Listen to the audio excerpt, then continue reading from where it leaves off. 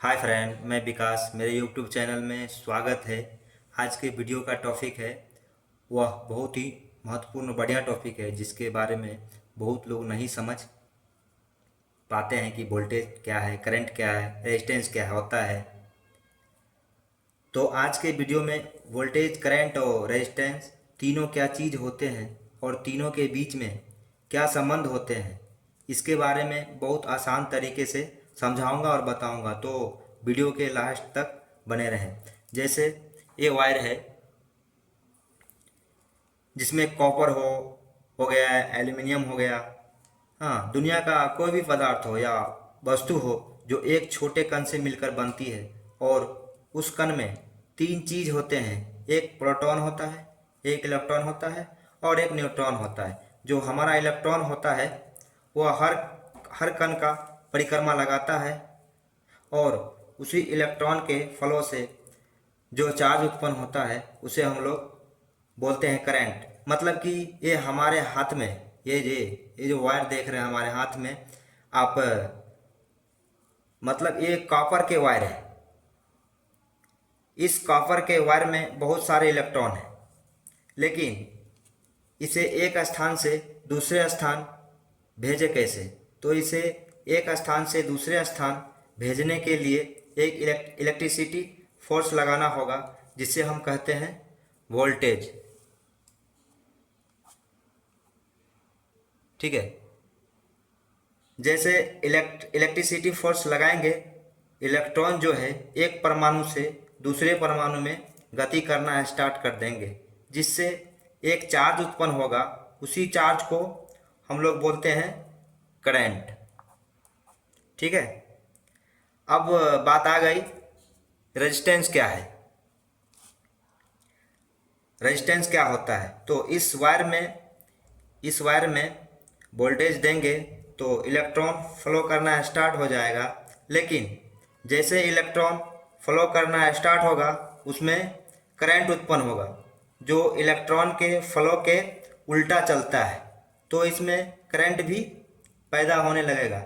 लेकिन करंट जब फ्लो करेगा, उसे रास्ते में बहुत सारे रुकावट मिलेंगे। उसी रुकावट को बोला जाता है रेजिस्टेंस, रेजिस्टेंस या प्रतिरोध।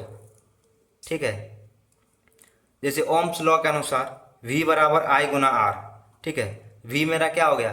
वोल्टेज, I करंट और R रेजिस्टेंस। तो वोल्टेज को वोल्ट में मापते हैं जिसका संकेत होता है V। एम्पियर को, हाँ, करंट को एम्पियर में मापते हैं जिसका संकेत होता है A। रेजिस्टेंस को ओम्स में मापते हैं जिसका संकेत होता है ये ओम्स का। ठीक है।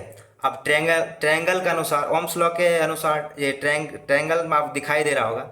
जैसे भी है तो मेरे को भी निकालना है, वोल्टेज निकालना है। तो वोल्टेज बराबर क्या हो जाएगा? वोल्टेज को ढक देंगे, माने इधर मल्टीप्लाई कर देंगे, इधर डिवाइड कर देंगे।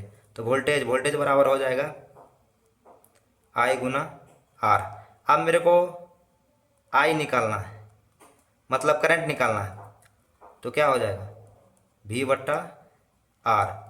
अब मुझे रेजिस्टेंस निकालना है, तो रेजिस्टेंस को यहाँ ढक देंगे। क्या बच गया? V बट्टा I। ठीक है।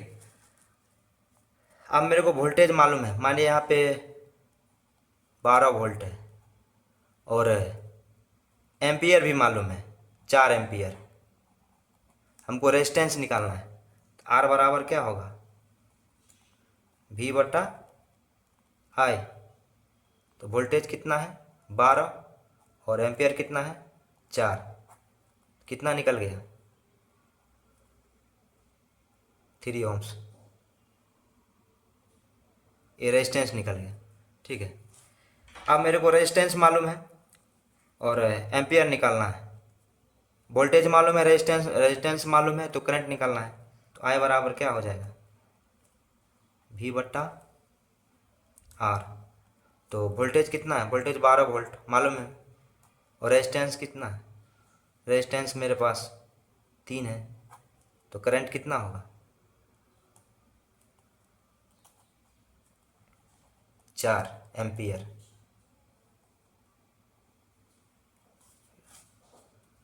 ठीक है, आज के वीडियो में इतना ही।